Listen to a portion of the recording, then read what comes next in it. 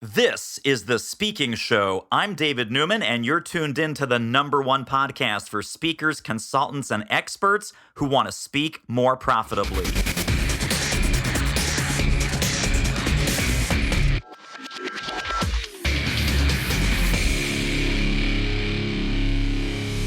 Well, if you're feeling unstoppable, you're in the right place. If you're not feeling unstoppable, you're also in the right place, because I am here with the original unstoppable woman. Here she is, Amira Alvarez. Welcome to The Speaking Show. I am so excited to be here. Thank you so much for having me. And now we are going to talk in depth about sales and sales conversations and how to be not only an unstoppable woman, but an unstoppable woman who sells lots and lots and lots of amazing products and services and programs. Before we jump into that, give us a little bit of backstory, Amira, about kind of how you came to the work that you're doing today and some of the breakthroughs that you've had in your own business around this concept. Absolutely. So, I ran several businesses and had to figure out how to run a business, right? There was the solo entrepreneur, haven't done this before, and I just started eating up education everywhere. Now we have podcasts like your own where we can just absorb. And I started really getting what it took to do the marketing, to do the sales, to build the clientele, the referral base, all of that. And the thing that struck me quite early was that sales was critical. You don't have a business if you're not making sales.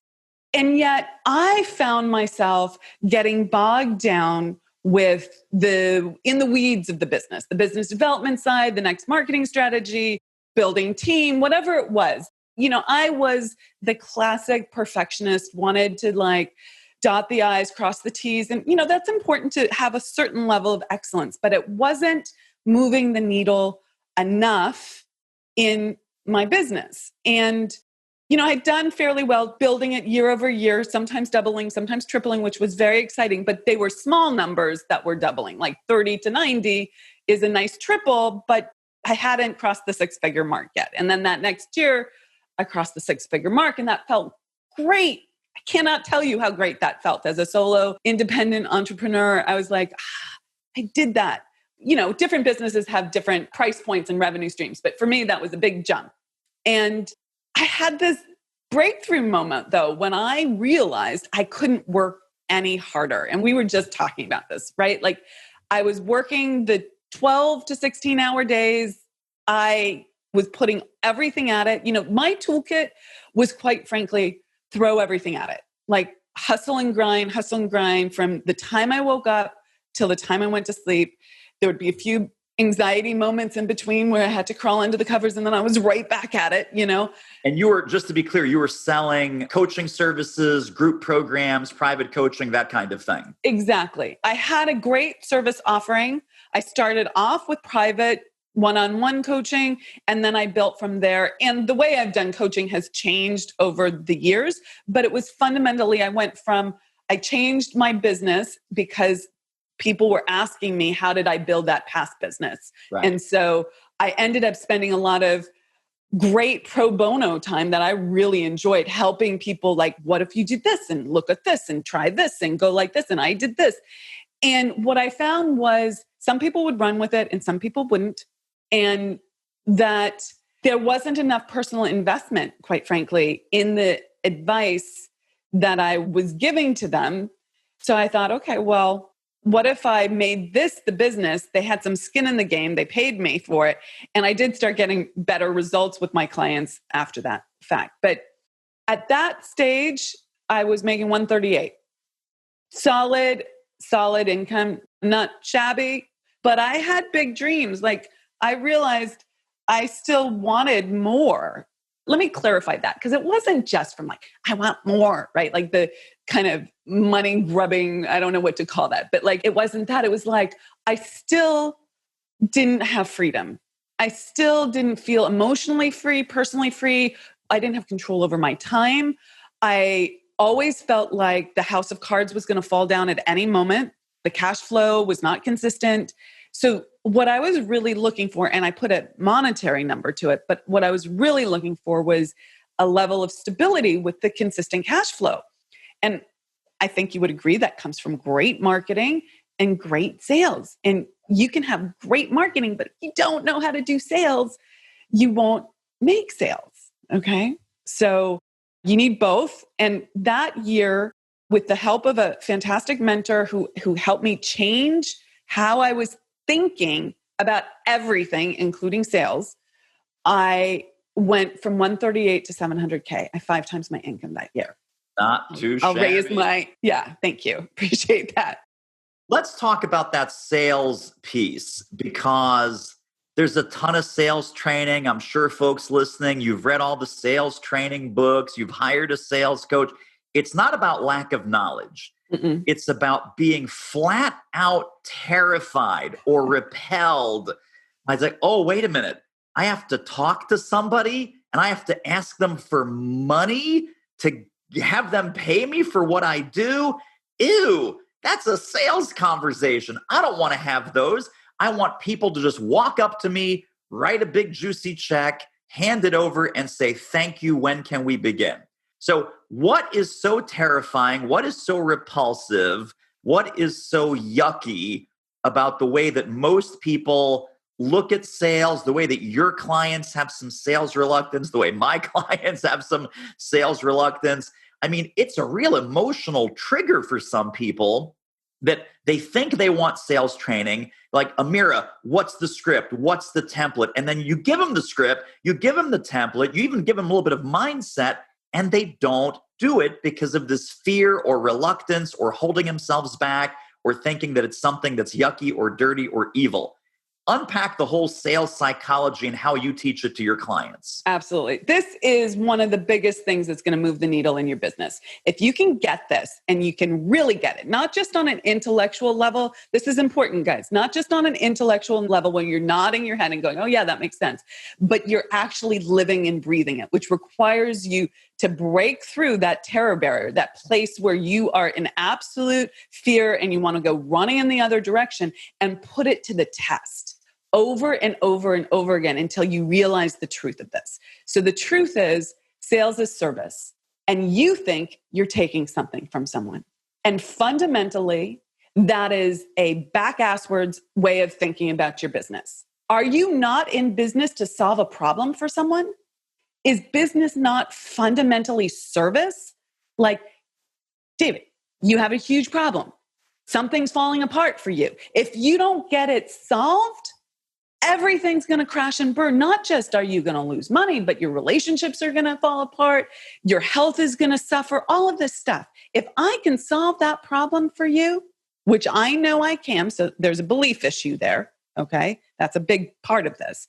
But if you know that your product or service is freaking fantastic, then you need to show up of service in that sales conversation, understanding that. And when you do that, it's not like the fear goes away, okay? Like the programming that says when someone says no to us, that must mean we're wrong or bad is still there, okay? You have to go forward with courage, regardless of that fear. Otherwise, you never break through. I had it. I'm no different than any other human being on this planet that doesn't want a no. Like, I don't want people saying no, but I had to learn not to take it personally, that I had to own the value of my service and really own it and be like, if you don't want your problem solved, then don't buy. Okay. Like, that has to be your attitude. But if you want your problem solved, then we have to talk about the excuses, i.e. in sales language, the objections you're giving me. Okay. Because that's not the truth. That's just fear speaking. And you have to be a little bit, I'm going to say therapist there. It's not exactly the right word, but you have to hold space for people's stuff to come up. And you can't be afraid of asking the hard questions. Yeah. Oh my gosh. I mean, everyone needs to stop, rewind this podcast, re-listen to what Amira just said about 7 times over, maybe 10, maybe 11, maybe 12, depending, if you're a slow student like I am. That is so critically important that we could give you all the scripting. And by the way, we're going to go there, but all the scripting, all the templates, all the objection handling, all the clever questions, all the comebacks. if your mindset is not right, the way that you just explained, none of that languaging is going to work. None of that messaging is going to work. And you're going to end up just chasing people and feeling weak and not feeling fully in command of the awesomeness of your service and your program and the problems that you solve. Hey, this interview is a real moneymaker. If you're serious about ramping up your reach and revenue as a speaker, trainer, or expert, book a confidential speaker strategy call with our team. The link is doitmarketing.com/call. It will be the most valuable 45 minutes you invest in your speaking-driven business. Speaking of value, let's get back to the show. Let's talk about that for a quick second, because people don't come onto a sales call because they're bored. They don't come onto a sales call because there's nothing good on Netflix. They don't come onto a sales call because they're lonely. They just want to talk to somebody. They come on a sales call because they hope that you have what they are looking for by way of a service, a product, a program, coaching, mentoring, consulting, group program, CEO roundtable, mastermind, whatever it is that you're selling. So walk us through the stages and the phases and maybe some of the questions that you recommend to your clients, Amira, that really get to the heart of that issue and that hold that mirror up to the prospect in that very clear, loving, but relentless way to show them the truth of their situation, not to sell them, but to get them to come towards you and to get them to buy. Absolutely. So a few things there. I'm going to take you through the whole process, but I just want to emphasize something you just said. They're there because they want a problem solved. You take them through a sales conversation, and if they are afraid to step forward in their life or business, not consciously. Consciously, everyone is saying, yes, I'm ready. Consciously, that's why they're on the call with you. But when the rubber meets the road and it's time to say, yes, I'm going to sign up, if it's a stretch for them, whatever your service is, it's going to mean that their business is going to grow. Let's say you're selling business services, okay? It's going to mean that their business is going to grow. And they're kind of terrified subconsciously about whether they're going to make it or fail or be successful or what people will think. All this stuff comes up. And they're not going to say that directly to you. They're going to say something like, let me think about it.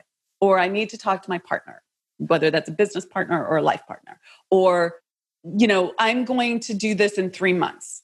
Okay. Something very definitive that's not actually buying right now. Okay. Or let me run with what you've given me and I'll figure this out on my own. Absolutely. And all of those things on some level, there's truth to it. But as you really hold space for people, you recognize that that is their fears coming up in socially acceptable ways of saying no. And your job is to gently, lovingly, but relentlessly hold them to their highest good. Because if they don't get their problem solved now, their whole freaking life can go by. And I've seen this happen, okay?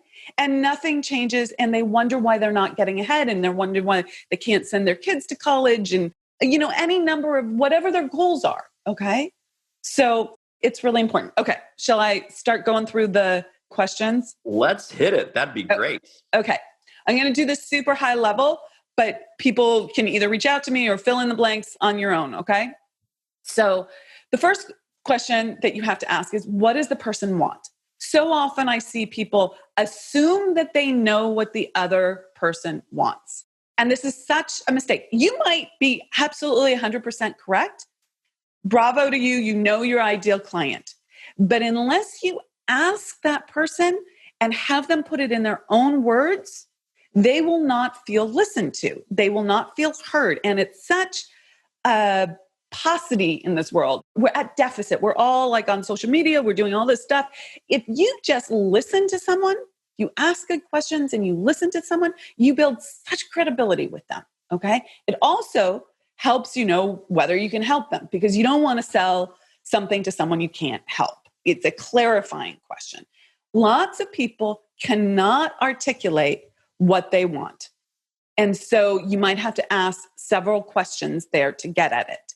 If you're selling, a business service, you want to ask them to clarify it in the realm of what you're selling. Okay. So if you're selling leadership consulting or HR consulting, like what would the metric be of where they want to go? Okay. And they need to be clear about that. Otherwise, later on, they can say, oh, well, we're going to do this instead.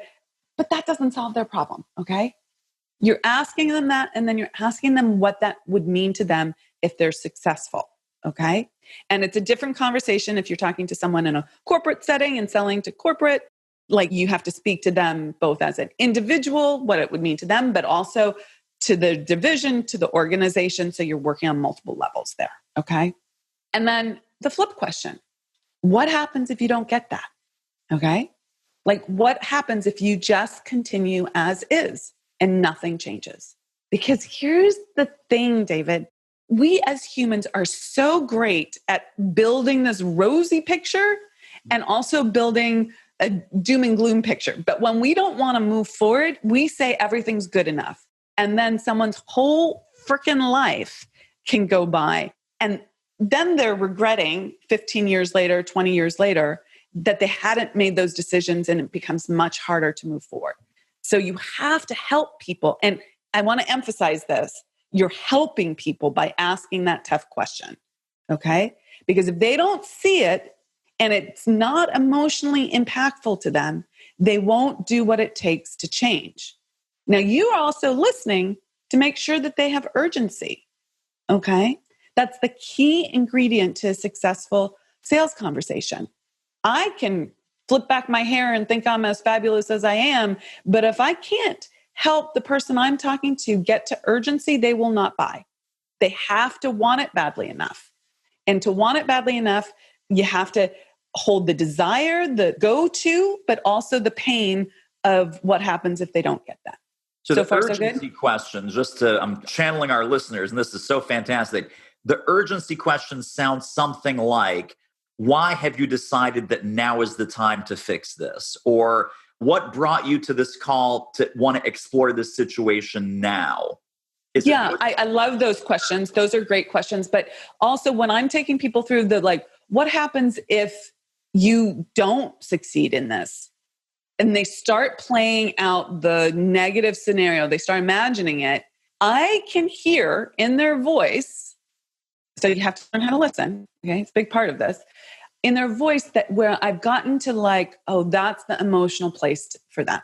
Because see, David, all of us, myself included, 100%, we buy because we're emotionally invested in it, and then we back it up with logic. Okay. Right. So 90% of the sales conversation, an effective, powerful, pro-life for everyone, right? Like seriously, like expansion and growth for everyone is around helping people get to that emotional place where it's they so want it and it's so painful if they don't get it. And you have to listen for both sides, because if you don't get there, it's not important enough for them to act right now. But yes, I love those questions. I think the pattern here that people listening really need to look at their own sales conversation is, are you keeping it safe? Are you keeping it surface level up here like a guppy instead of going deep like a shark and really getting to the issue behind the issue behind the issue, or the symptom behind the symptom behind the symptom, or the desire behind the desire behind the desire of why this person is on the phone with you, what they're trying to accomplish as an outcome, what happens if they don't get it, positive consequences, negative consequences. Do you feel a lot of people just they want to be polite, so they keep the surface level conversation surface, and then the person goes, yeah, Amira, we're going in a different direction. Yeah, this is not a really great time. Maybe next year we'll do this. Or, we're talking to a few more vendors, which I hate that word vendor. We're talking to a few more vendors and we'll get back to you, meaning forget it, it's over, you're dead. The surface level conversation on your part as the seller leads to surface level responses from your prospect, and you're not taking it down to that emotional level, correct? Correct, 100%. And here's the thing.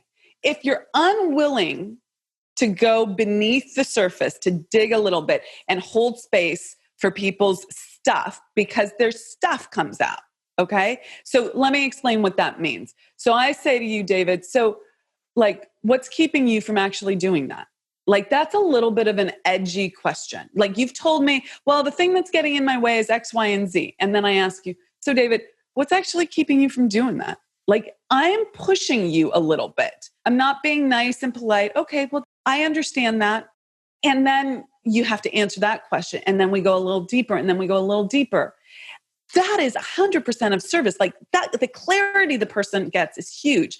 But as the person selling, I could not ask those questions if I didn't have full self-ownership of myself. Like if I was afraid that you were going to judge me and that my whole sense of self-esteem was based on what you, who I've never met before, and I'm just having a conversation, thinks about me, then I'm not going to go there. And I say that like in a little bit of a kind of calling out the mockery of the situation, right? Like, why do we care what strangers think of us? But we're programmed that way. It's a very deep-seated subconscious program that we learn very young, that we need to belong. We need to stay part of the tribe. And yet that is something that keeps a 5-year-old safe, which is super, super important, because when you're 5, you cannot take care of yourself. You need mom and dad and grandpa and grandma and everyone around you to like hold you up, feed you, change your diapers, all of that, right? But as an adult, we're still behaving as if we need everyone, not just say the important, significant other in our life, but everyone to give us our self-esteem and make us feel okay and say that we're part of the tribe. And it's not actually true. And yet we're behaving that way, and it keeps you small and stuck and not making sales, quite frankly. And not making sales at high levels, right? Yeah. Like I would say that there's probably, I haven't sort of articulated this before, but I bet there's a correlation between the level of self-ownership and ability to step out there without fearing that rejection, okay, that being thrown out of the tribe, with the level of sales that you're going after. If you're selling something for $10, you probably don't need to worry about it so much. But if you're selling something for 100,000 or 500,000 or 20,000, you're going to need to be able to do this. Right. Absolutely. So after you dig into those questions, and there's a number of them, then you're going to want to ask, so are you committed to solving this? You're going to straight up ask people, before you put an offer in front of them, are they committed? Is there anything that would stop them? Okay. And if you've done the conversation well, they will most likely say, absolutely not. I need to get this taken care of. Okay. Then you put your product or service in front of them. And that is like this much of the call. Okay. No one can see me if they're just listening, but I'm like a very small percentage, okay, of the entire conversation. And you ask for the sale. I cannot tell you how many sales conversations I've listened to from my clients, because I help. This is one of the big aspects of really turning around your cash flow situation. Forgetting to ask for the sale. Like, and people will say, okay, great, I'll get back to you. And then it's like, done. No. Okay. So that's a critical piece. Ask for the sale. And then you'll get a yes, or you'll get what is typically called an objection, but we're just going to call it, what's up for people. And then you start speaking to those aspects of it. And it's the same questions. You bring them back to what they want, back to what's stopping them. You help them see the lack of logic in their thinking in saying no, because they just, in their own words, said how important it was for them. And so now they're out of integrity if they don't say yes. Okay? Which is a big deal for people. We want, as human beings, to stay in integrity with ourselves. And you haven't twisted anyone's arm. This isn't like bait and switch, because they've said it in their own words. You've asked them the question and they've shared with you the answer. Now they have to take an action in order to step forward, which is really powerful for them. And when people do step forward, they get help. They get to the next level. And that's huge. Super quick commercial break. Isn't this interview amazing? If you'd like to get more ideas on how to start or grow your speaking business fast, pop over to our free training at doitmarketing.com/webinar. Amira, let me ask you this about the integrity piece. because I think a lot of people are reluctant to do this. And I think you have a sort of artful way of doing it, which is you just had this entire sales conversation about them, their wants, their goals, their needs, their desires, their outcomes if it's fixed, their consequences if it's not fixed. Now we're in objection handling, or I love what you said about what's up with you around this. Yeah. Do we call back? Do we quote them and say, Amira, 15 minutes ago, you said this was the most important issue. Help me understand now what's going on or what's coming up with you. Do we challenge them? Do we question them? Do we lovingly say, hey, I hear there's a little bit of fear coming up around this. Maybe it's around the price point. Maybe it's around, can I really do this? Maybe it's around, hey, I've been burned before. I've hired other coaches or other programs and I haven't followed through. Maybe you don't trust yourself. Maybe you totally trust me, but you don't trust yourself to dive in and play big and get the results that we both want for you. Are we saying things like that? Or is there a better way, a more artful way, without feeling like a cross-examination about, Amira, 20 minutes, you said this, and now this. And how do you do it lovingly and artfully? Well, I think you just modeled that beautifully, David. So the answer is yes. And tone of voice and actually having in your heart service and compassion and the best for the potential client is key. So it does not work. Okay, people, listen up. It does not work if you just wanted to have a transactional sale and you're like, I don't care about this person, hurry up and say yes. Everyone's going to feel that in your energy, okay? And so your energy, your come from, it matters, okay? And that's why it's so important to do your own work. Like I work with people on their identity, their self-image, their self-worth, the subconscious programming that's driving you. Because if that isn't clear and clean, then when you show up to the call, people are going to feel your energy of scarcity. They're going to feel your energy of desperation, of low self-worth, and it's going to repel people instead of attract people. So that is a huge aspect of really being able to show up with compassion in those moments. So I'm asking these questions from a come from of like total and 100% service. Do I want the sale if that is a great client for me? Absolutely. Okay. Like it's not ignoring the fact that I want to get to a yes and that helps my business grow and bottom line. But fundamentally, the front end is always service. It's always, how can I help this person? And if you're not clean on the inside, if you haven't done that internal self-work, which is so, we've done a lot of talking about the different questions, which you need those tactics, but I call it like the inner game and the outer game. The questions are the outer game. You have to practice those. You have to take action on them. But if you haven't cleaned up your inner game and really become a whole person, I know that sounds weird, but it's like, for me, you asked me about that transition. I had to become a whole person, become someone who knew what right and wrong was internally, not from the outside, not be someone who is second guessing herself all the time, but really knowing herself.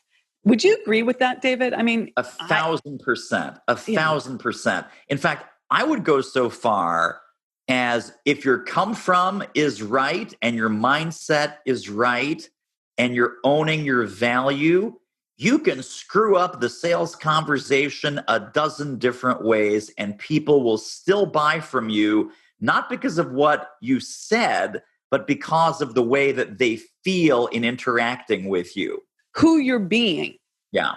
And like who you're being is 90% of the sales conversation, which is phenomenal. So you started off this conversation asking me like, people have bought the scripts, people have gone to the trainings. Why isn't it not working? And this is the frickin' secret sauce. And this is what I help people do is like get good with themselves inside so that they can really show up in their true, I know it sounds a little woo-woo, but their true magnificence and really do their work in this world. Totally love it. So a couple quick questions here as we're wrapping up. This has been totally, totally fantastic. Tell us a little bit about your business. What are the different offerings? How do you like to work with people? What's the sort of kickoff program? What's the big super duper program?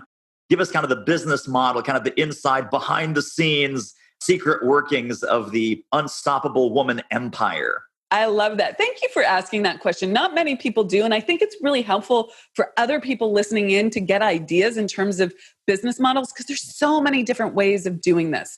So we have a business model that goes from tons of free content from our podcast to free downloadables. And we are huge on giving extraordinarily like high intellect, high value content, not fluff. So if you're looking for fluff, I'm not your gal. Okay. So we start with that. We have a morning mindset club, for instance, that is right now a free program. And you get a little audio snippet every day. You get a thinking prompt. You get a little quiz to lock in the learning. And it's to reprogram how you're thinking about how the world works, yourself, others, sales, all of that. So we start with free. Then we have a group program that's 8 weeks called the Business Acceleration Bootcamp. And that is a really great place for people to start if, one, they're newer in business, so just starting out, or they're newer to coaching and they want to get a little taste of what coaching is like. This is a great place to start. And the concept there is around the art of strategic focus. So how to show up, rock your goals, have clear days so that you're not getting distracted or procrastinating. And there's a lot of inner game and outer game stuff there. And by the way, another great place for people to start would be our Unstoppable Woman Income Breakthrough Summit, which is coming up in November. That's our next one. So if you're interested in that, can I give the URL for that? Yeah, please. So that's The Unstoppable Woman. There's a the there, theunstoppablewoman.com/summit. And that's a 3-day, they're not full days because full days on virtual is cray-cray, but really intense teachings on all of this material. Great foundational place for people. So if you like this, that's a great place to start. So we have that as part of our business model.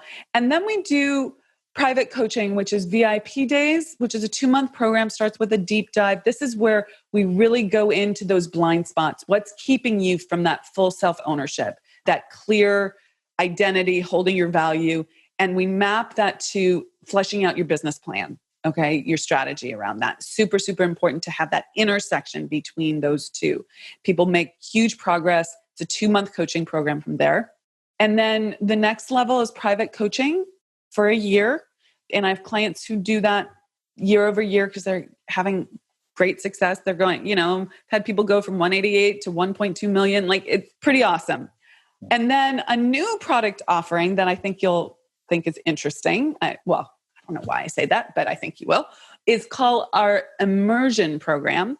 And I only do this with a very select number of people. And it's a 3-month program. And I speak to them every day for 5 to 15 minutes privately. And it's like, we're going to do one thing to move the needle in your business, mindset wise, plus action. You do that thing, we talk the next morning. You don't do that thing, we don't talk the next morning, right? Like, it's a very loving, but super focused container. And people are friggin' skyrocketing from that. Like, the level of personal freedom and financial freedom that's coming from that is really outstanding. So that's our product offering right now. And that 5 to 15 minute chat, that is completely customized to where they are, what they're working on, what their goals are, their revenue, their programs, their lead generation, whatever it is. Absolutely. It is not one size fits all by any means. It's like, you know who I got this from? Tony Robbins planted a seed years ago, and how you get these things in your subconscious and then you're like, where did that come from? And you can track it back. And I remember him talking about working with his super high level clients this way. And I was like, that makes total sense, because you cannot go off course. Like, you're going to be called out. And I talk to my clients about closing the gap on time. And like, in order to have exponential success, you need to close the gap on time and do things faster, not harder, not with more struggle. You just have to not let the 3 weeks go by, but do it that day. But what are the things that block you from doing that? So we're working really in that granular microcosm right there. And people love it. Okay. They're just getting such great results from it. So Yeah, really, really cool. Well, I know that people are dying to get connected and stay connected with more Amira Alvarez brilliance. Where can we send people? What is a good front door to your empire? And we're going to link all of these up directly under this episode at thespeakingshow.com. But where can we send people? What can they download? How do they connect with you? Thank you. So 2 best places. theunstoppablewoman.com/listen is our podcast. We put out like teaching content all day, every day kind of thing. Okay, not all day, 3 times a week, but a lot. That's a great way to start really getting the flavor of what we're talking about and to learn more. And then also theunstoppablewoman.com/free stuff is where you can get the Morning Mindset Club, information about the summit, all the downloadables that we share. So those 2 places would be a great place for people to start. Totally fantastic. Well, thank you so much for being on and sharing all of these value bombs with us, Amira. Completely amazing. We have to have you back. I know we could be talking for hours about so many more gems and nuggets, not just sales, but marketing and mindset and all kinds of other things. So let's count on having you back for sure. I would love that. It's been such a good conversation. Thank you.